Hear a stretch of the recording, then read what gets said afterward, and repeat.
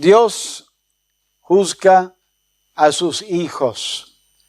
En capítulo 1 hasta el capítulo 2, versículo 3, vimos que Dios pronuncia juicio contra las naciones gentiles que estaban alrededor de Israel. Hoy vemos que Dios juzga a sus hijos. Capítulo 2, versículo 4. Primero Él va a tratar a Judá, versículo 4 y 5. Y después en versículo 6 al 16, Él va a pronunciar juicio contra Israel. Amós capítulo 2, versículo 4.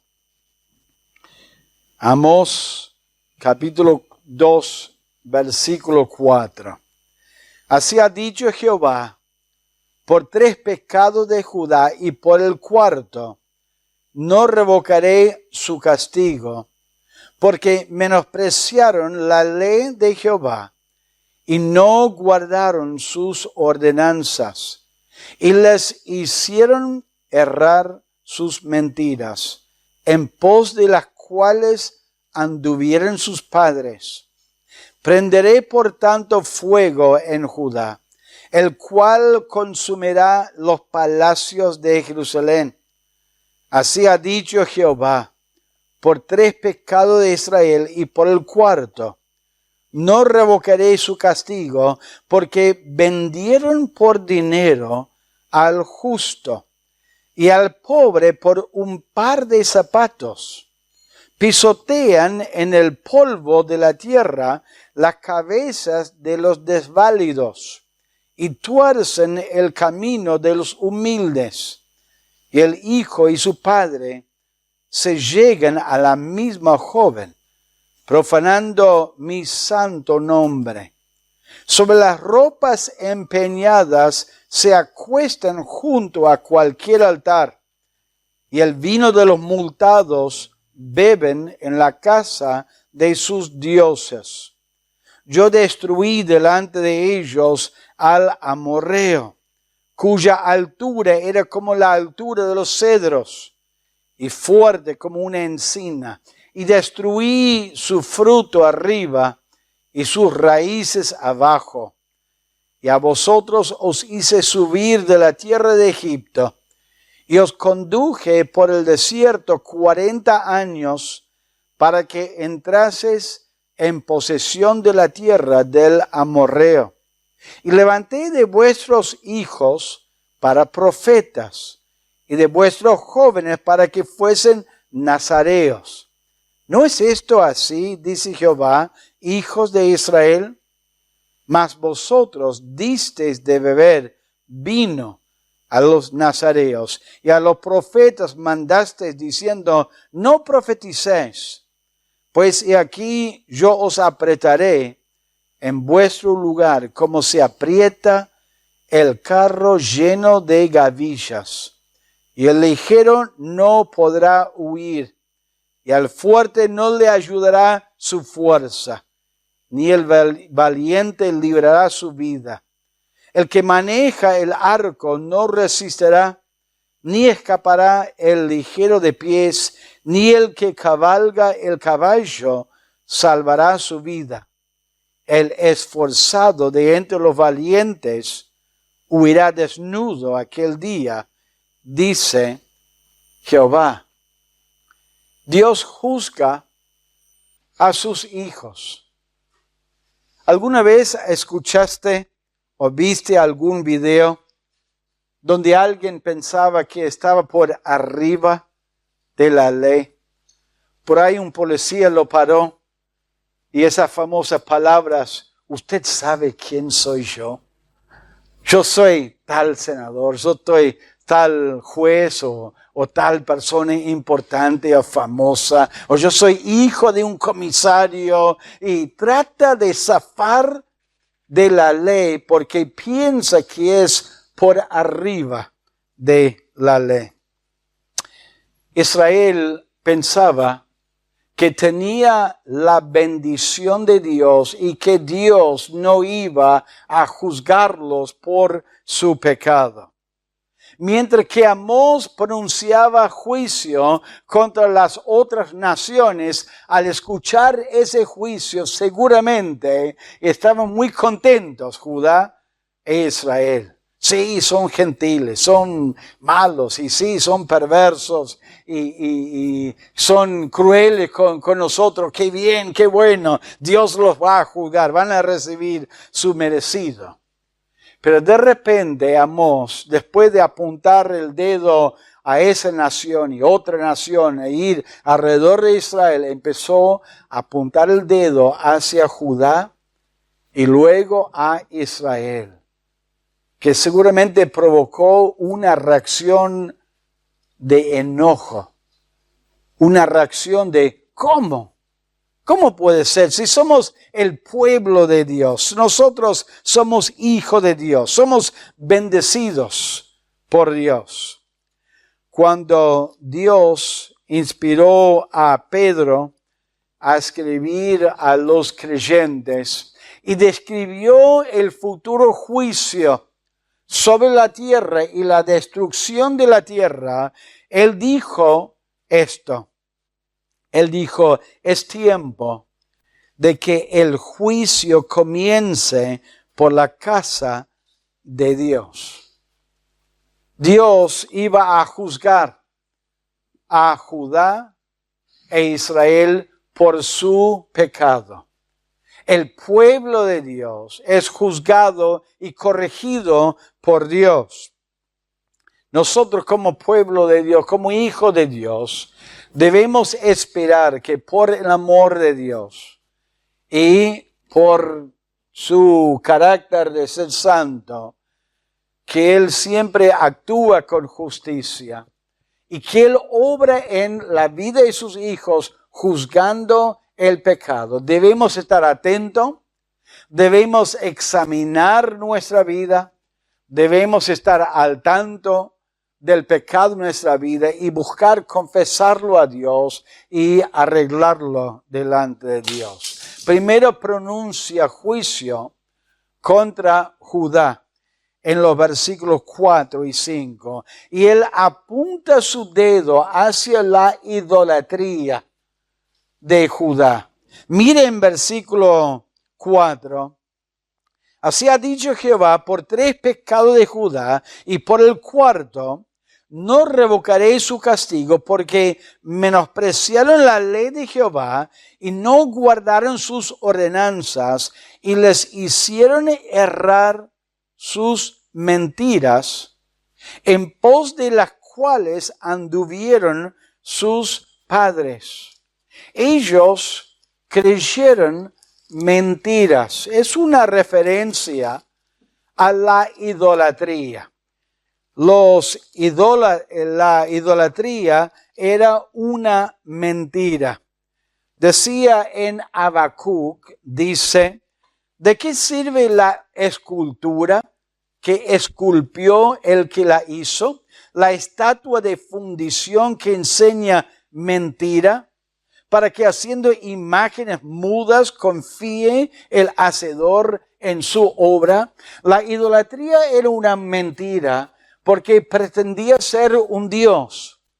Tenían ojos que no veían, tienen oídos que no oyen, tienen pies pero no pueden caminar, tienen manos pero no pueden obrar. Es una mentira. Una mentira que siguieron sus padres, dice Dios, a través de Amós. Y el problema era que ellos no dieron valor a la ley de Dios. No respetaron la ley de Dios, que prohibió el hecho de adorar a los ídolos y que lo marcó con mucha claridad. La acción siempre muestra el valor que damos a algo. Si uno valora a una persona, uno lo trata con cariño, con cuidado, con amor, con misericordia. Si uno no lo trata con amor ni con respeto, es porque no lo valora. Y él dice en el versículo 4, menospreciaron la ley de Jehová y no guardaron sus ordenanzas. La acción de ellos mostró la actitud de su corazón. No lo dieron valor, lo menospreciaron. Qué triste que ellos lo menospreciaron así. Ellos hicieron errar por la idolatría y estuvieron en pos o siguieron en pos de esos ídolos. La idolatría es poner algo delante de Dios, es estimar algo o alguien más alto que Dios. El primer mandamiento, no tendrás dioses delante de Dios o ante Dios. No lo tendrás en un lugar que merece Dios. ¿Y qué merece Dios? Que le amemos a Él con todo nuestro corazón, con toda nuestra mente, con toda nuestra alma. Y si amamos algo o alguien más que a Dios, es un ídolo en nuestra vida. Un ídolo para nosotros no es necesariamente una estatua a la cual estamos orando. La idolatría es cualquier cosa o cualquier actividad que ponemos delante de Dios o más importante que Dios. En el libro de Colosenses, en capítulo 4, en Colosenses capítulo 4 dice así la palabra de Dios. En Colosenses capítulo 4 dice, capítulo 3, versículo 5. Haced morir pues lo terrenal en vosotros, fornicación, impureza, pasiones desordenadas, malos deseos y avaricia, que es idolatría. La avaricia es idolatría porque uno ama a la plata o ama a las cosas materiales y está dispuesto a hacer algo que está mal para lograr la plata o lograr lo que uno quiere y no hacer caso a Dios o obedecer a Dios. A veces una actividad es un ídolo en la vida de un creyente.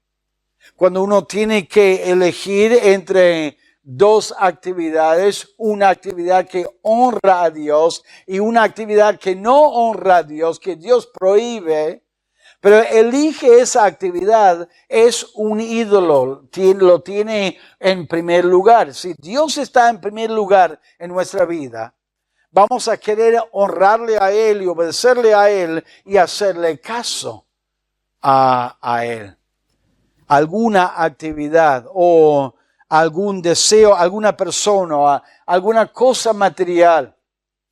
¿Hay algo en tu vida que vos hacés o decís o pensás que sabés que está mal, pero lo amás tanto, lo hacéis igual? Es un ídolo. Es algo que toma el lugar que pertenece a Dios. Quizás usted no se arrodilla delante de esa cosa, pero sí cede a esa cosa o actividad o persona un lugar que Dios merece y Dios quiere. El juicio.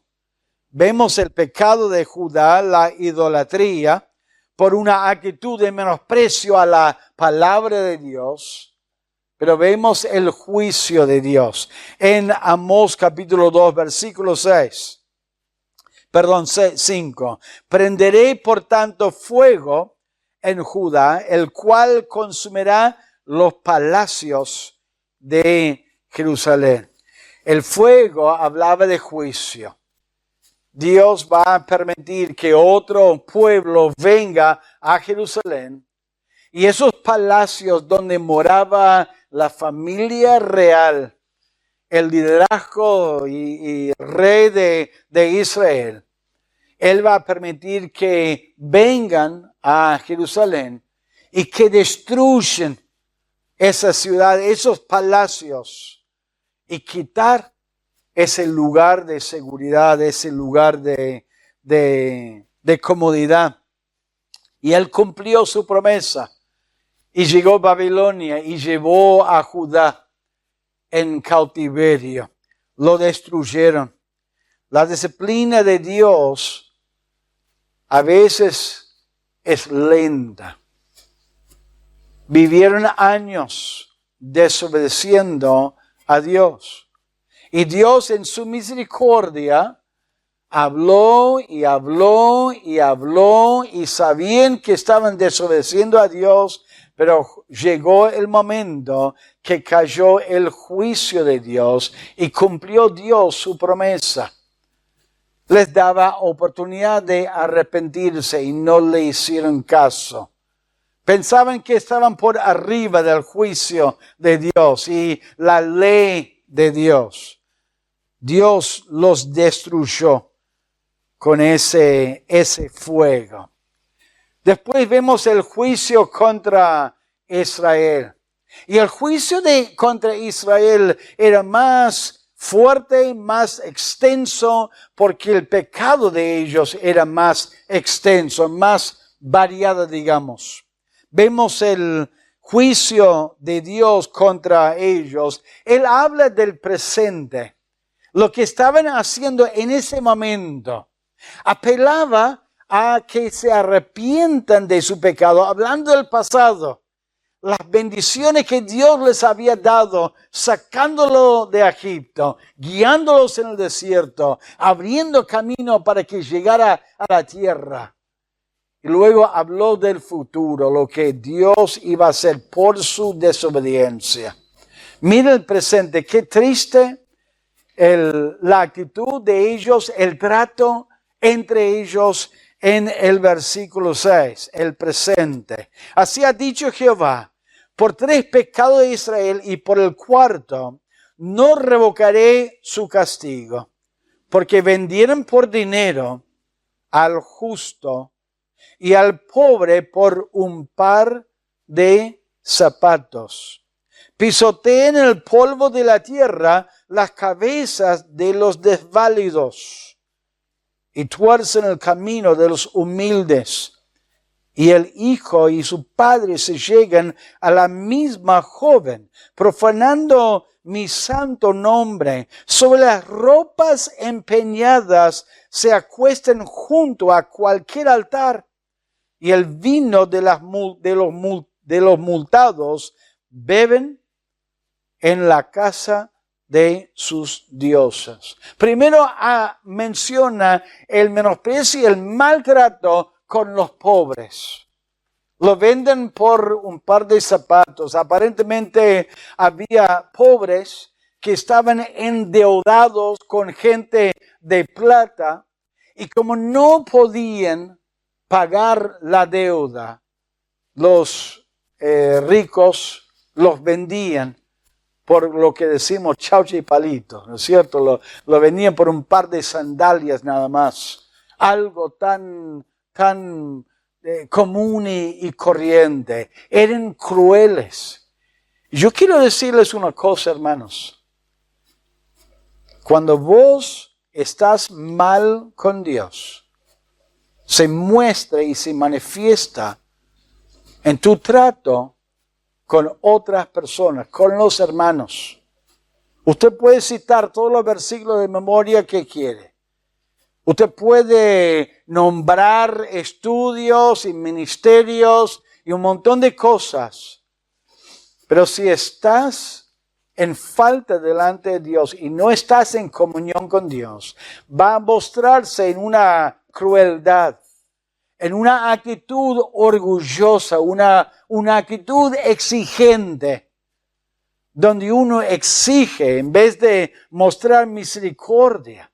Deuteronomio habla de lo que Dios esperaba de su pueblo, de que fuera bondadoso con los pobres, que fuera generosa con los pobres y que ayudara a sus hermanos en la fe.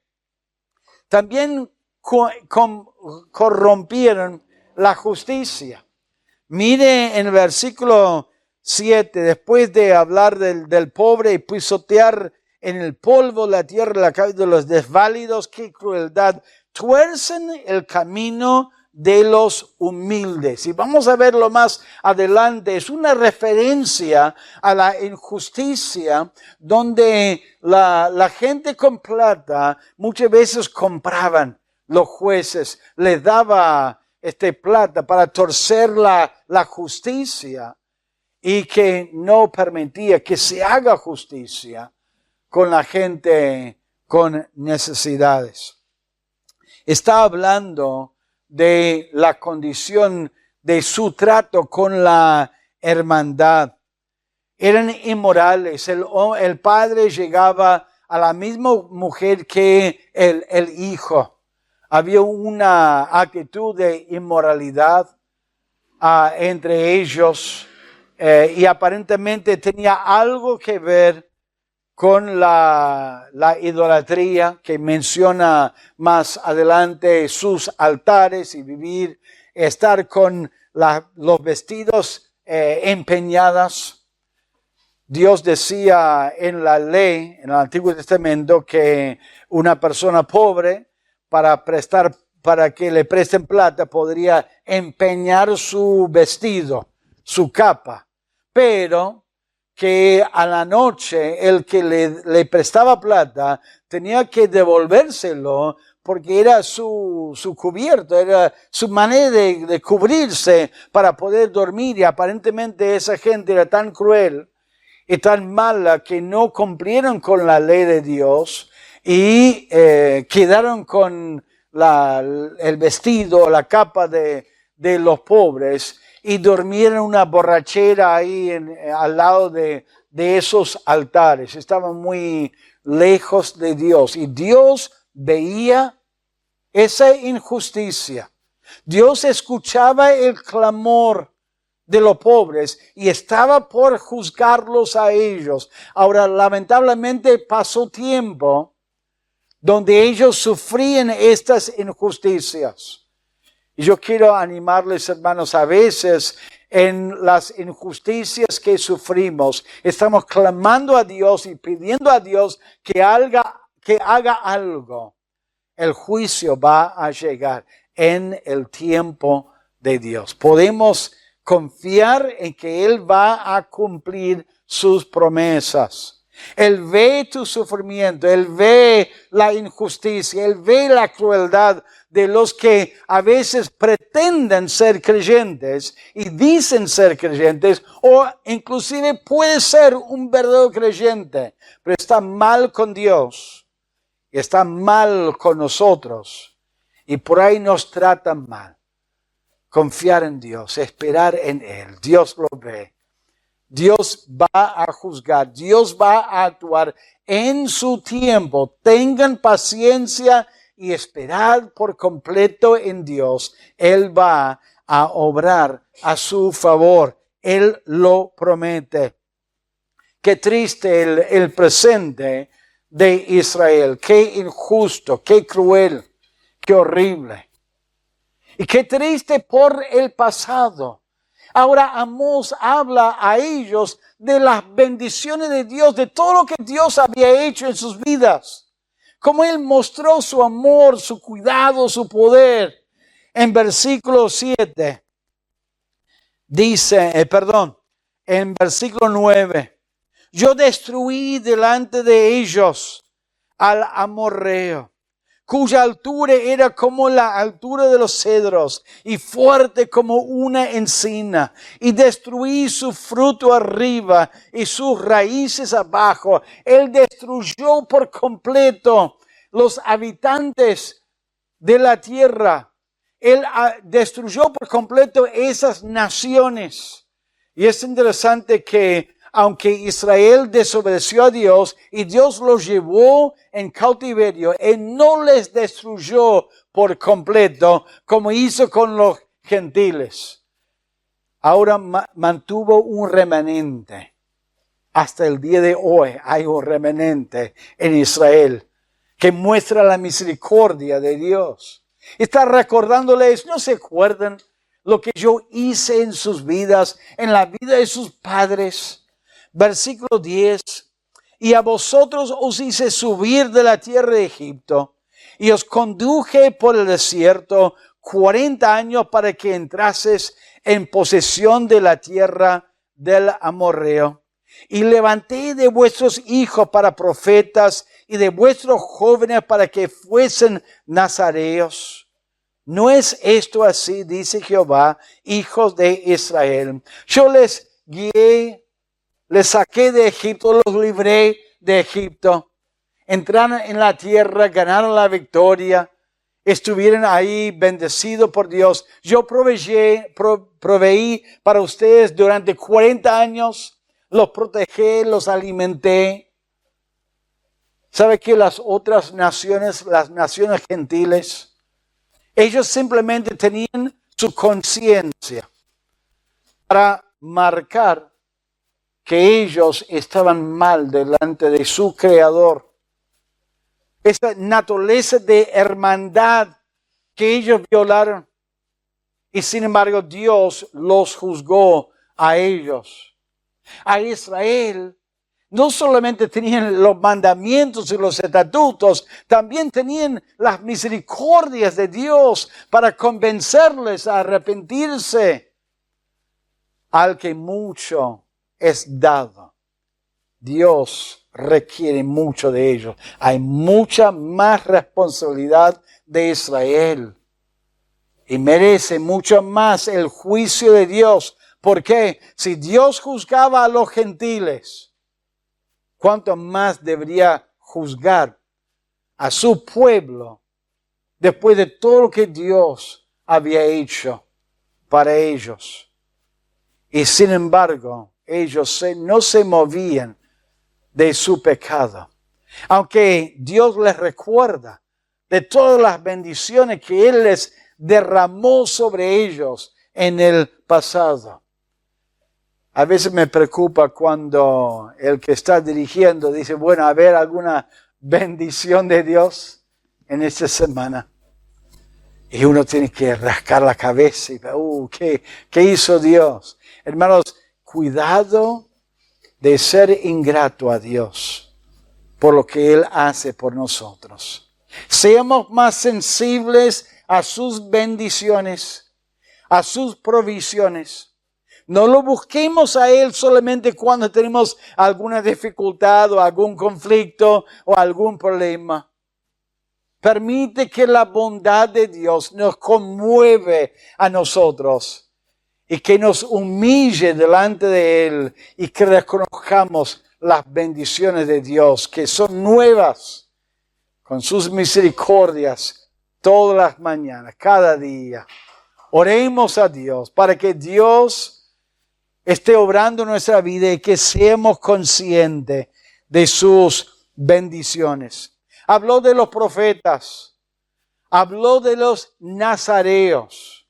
Los profetas eran aquellos que comunicaron y transmitieron la palabra de Dios. Dios los alimentó con su palabra, levantando profetas a Dios. Y los nazareos eran los que estaban apartados para Dios, que hicieron un voto especial, como Sansón, de no cortar el pasto, de no cortar el pelo, de no tomar el jugo de la vid. Y vivieron, eran ejemplos de personas apartadas para Dios, para servir a Dios. Y eran ejemplos vivientes de lo que Dios quería y exigía de ellos como pueblo, de que fuera un pueblo apartado para Dios. Dios aún en eso los dio al pueblo de Israel con un propósito, para que fueran una lección objetiva, un recuerdo. Y Él decía, yo les alimenté con mi palabra, les mandé profetas, les di nazareos. Y sin embargo, ellos trataron mal a los nazareos, exigiendo y influenciándolos para que violaran a su voto delante de Dios, tomando del jugo de la vid, tomando del vino de la vid. Y a los profetas los callaron. No nos profeticen. No queremos escuchar la palabra de Dios. Qué triste, qué horrible de su parte. Dios les está mandando a ellos al frente, está corrigiendo su pecado. Entonces ahora les advierte de lo que va a pasar en el futuro. Mire lo que les va a pasar. Versículo 12. Mas vosotros diste de beber vino a los nazareos y a los profetas mandaste diciendo, no profeticéis. Pues si aquí yo os apretaré en vuestro lugar, como se aprieta el carro lleno de gavillas. Cuando cosechaban las gavillas, apilaron los carros y por el peso apretaba las ruedas del carro porque estaba lleno de esas gavillas. Había mucha fuerza, estaban apretando y estaba prometiéndoles a ellos que los iba a apretar, les iba a causar una situación angustiante a ellos por ignorar la ley. Ahora, hay que recordar que en este momento Israel estaba en paz, no estaban peleando con sus enemigos. Estaban bendecidos por Dios, tenían cosechas en abundancia, tenían negocios con las otras naciones, estaban con tranquilidad y ellos lo tomaban como una señal de la bendición de Dios y que Amós estaba loco. En aquel entonces, como en el tiempo de Job, vivían con una filosofía, una teología donde Dios bendecía a los que les obedecían y Él castigaba a los que les desobedecieron. Y era así, Dios obraba de esa manera. Pero había tiempos cuando Dios esperaba de su pueblo que se arrepintieran. Y justo estaban en ese tiempo. Y ellos no daban importancia a lo que decía Amós. Y él les decía, va a ser imposible escapar de ese juicio. Les voy a apretar. Les voy a meter en una situación donde no tienen control, no tienen paz, no tienen gozo, no tienen la bendición de Dios. Y vemos la disciplina de Dios. Muchas veces la disciplina de Dios es darnos lo que nosotros queremos, pero luego estar en una situación donde no podemos hacer lo que nosotros queremos hacer. Sansón estaba jugando con el pecado y estaba confiando en su poder y en el poder de Dios, pero llegó el momento que estaba disciplinado por Dios. En su disciplina estaba atado, estaba encadenado, estaba controlado, no tenía libertad. Cuidado con la desobediencia. A veces uno piensa que está zafando, que Dios no va a juzgar a sus hijos, que no lo va a tratar de una manera como los incrédulos, como están por arriba de la disciplina de Dios. Están muy equivocados. Ser pues hacedores de la palabra y no tan solamente oidores de ella, engañándoos a vosotros mismos. No piensen, hermano, no piensen que puedes jugar con el pecado y no llegar a sufrir las consecuencias y la disciplina de Dios y que un día estés en una situación donde no puedes controlar tu vida y no puedes hacer lo que uno quisiera. He visto muchos hermanos, hoy mismo, un hermano que está queriendo volver a Dios y no puede.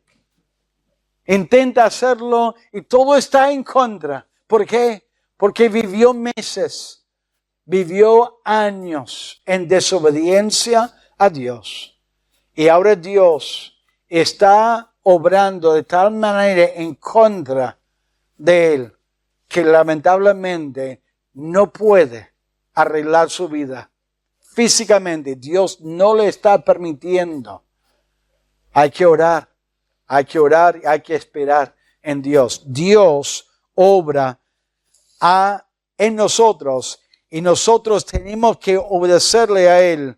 Y cuando le desobedecemos, Él permite presiones, Él permite conflictos, Él permite dificultades en nuestra vida para mostrarnos los resultados del pecado. Él los prometió. Miren versículo 13.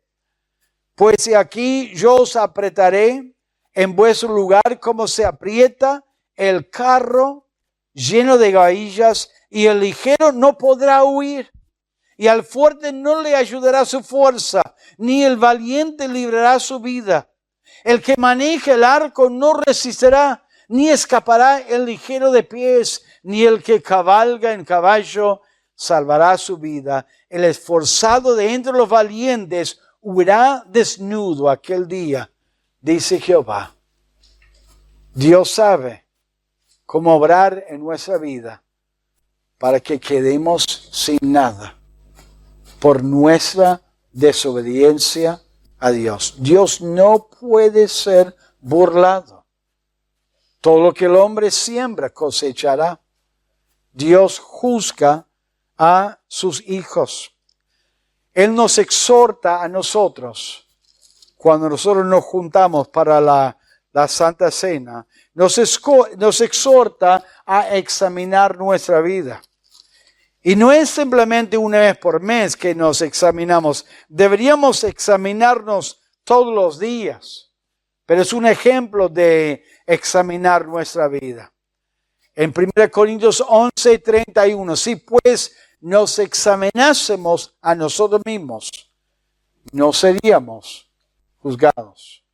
O sea, si nos examinamos y confesamos nuestro pecado y arreglamos nuestro pecado, podemos evitar el juicio de Dios. Eso es lo que Dios quiere. Dios sabe que somos pecadores y Dios nos exhorta a examinarnos y no jugar con el pecado. Y bueno, hay pecados que por ahí luchamos con ese pecado. Pero Dios promete, si nosotros confesamos nuestros pecados, Él es justo de limpiarnos de nuestro pecado, misericordioso y limpiarnos de toda maldad. Pero si decimos que no tenemos pecado y tenemos pecado, Él nos juzga a nosotros y nos corrige a nosotros. Mentimos y no decimos la verdad. Y es interesante, 1 Juan capítulo 1 habla de la comunión con los hermanos. Cuando estamos en comunión con Dios, estamos en comunión con los hermanos. Es una manera de ver si estamos en comunión con Dios. Si guardamos rencor, si tenemos actitudes incorrectas delante de Dios, se manifiesta en nuestra relación con los hermanos. Judá estaba en pecado delante de Dios. Dios marcó su pecado con el fin de que se arrepientan de su pecado. Y no se arrepintieron y Dios los llevó en cautiverio. Israel manifestó que estaban lejos de Dios, en su crueldad, en su inmoralidad, en su corrupción, en su maldad hacia la gente alrededor de ellos, sus hermanos en la fe. Y Dios los apretó a ellos, Él obró en sus vidas para que hubiera conflictos. Había presiones y problemas para corregirlos a ellos, dejó el remanente y no los destruyó por completo, pero sufrieron porque Dios juzga a sus hijos. Queremos nosotros que Dios juzga a otros, pero Dios también juzga a su pueblo y a sus hijos. Examinémonos delante de Dios. Confesemos nuestro pecado. Busquemos esa comunión con Dios. Y si otros nos están tratando mal, si otros están jugando con el pecado y jugando con Dios, déjalo en las manos de Dios. Dios va a obrar. Él promete, como leímos la otra semana, la venganza es mía. Yo pagaré, dice el Señor. Confiemos en sus promesas. Esa es una de las promesas de la cual nosotros cantamos antes de escuchar la palabra al principio de esta reunión. Confiemos en Él. Vamos a orar al Señor.